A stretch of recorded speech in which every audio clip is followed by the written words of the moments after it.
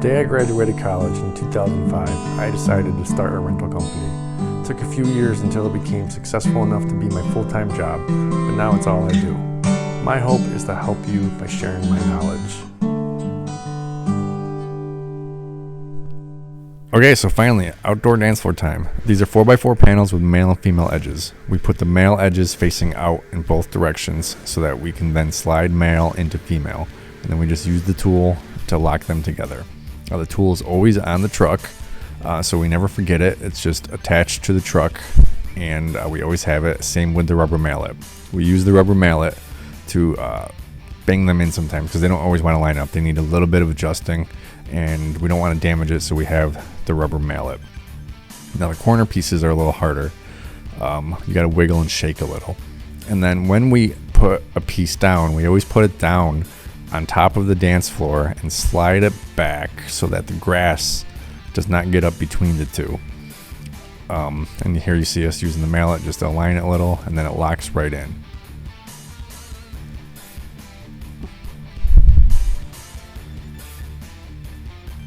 So hopefully you're seeing us slide it back so that we can keep the grass out.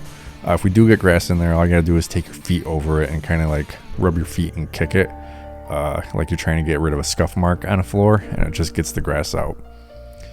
This section is really dirty, and I will show you that later. Now, the song you're hearing under here is made by myself, Elliot Ciotti, and Gabe Ciotti. Now, this dance floor is really quick. It's really thin. So we don't have to use edge pieces. Edge pieces take a lot of time, and you got to bring the right corner pieces. Otherwise, you got to go back to the warehouse and get them. So because it's so thin, we don't use edge pieces.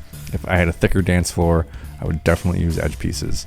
Then to clean it, we just use the sprayer and spray a mixture of Purple Power and water on the dance floor, and then mop it. And I got the link to the Purple Power in the description. The Purple Power is great. It gets it really clean, makes it really easy to clean. Like this one right here is filthy. Put a little bit of Purple Power in water, and it comes out looking brand new. And then once it's all cleaned, we squeegee it to get everything off. We used to just use the Purple Power, kind of spray it, like dump it on in a bucket, but I found that using this sprayer works a whole lot better. So yeah, that is the dance floor that we use out under tents. We don't use that indoor because the underside it's really dirty. So let me tell you about the edges. I do have the edges for the dance floor. However, they take a long time, and you have to bring the right corner pieces. The corner pieces look the same, but one has an angle one way and one has an angle the other way. So if you accidentally bring the wrong corner pieces, you can't complete the dance floor, and you got to come back. This dance floor is thin. It's made by Palmer Snyder. They actually discontinued it because it does have a tendency to warp. We don't have any issues with that. All my pieces have been good, but they discontinued it because it was actually, a lot of people thought it was too thin, and that's why it was warping. So Palmer Snyder makes a new dance floor that's thicker that you definitely need to use edge pieces for. Now, we have done this dance floor inside in the beginning, and then you need to have edge pieces. But out on the grass, for the past 8 years, I have not been using edge pieces. It just makes it a whole lot quicker. No one notices. No one cares. And we actually used to put a tarp under it to try to keep it clean. But it would still get pretty dirty. It would still get moisture under there. So we just abandoned the tarp. It took too long because we would have like a 20 by 20 tarp that then we had to fold into 16 by 16 or 16 by 20 or 12 by 16. So we just abandoned the tarp. And the reason why we clean on site is because it's way easier than cleaning each individual piece at the warehouse.